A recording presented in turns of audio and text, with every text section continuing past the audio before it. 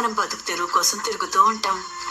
మనకంటూ ఒక ఊరు, ఒక ఇల్లు, అట్నే కనీసం ఓ శ్మశానం కూడా లేదు. మీ నాయన కాపు కాయడానికని ఏరే ఊరు వెళ్ళాడు. పాము కాటేయడం వల్ల ఆయన ఆ ఊర్లోనే చచ్చిపోయాడు. అప్పుడు నువ్వు చిన్న పిల్లవమ్మా.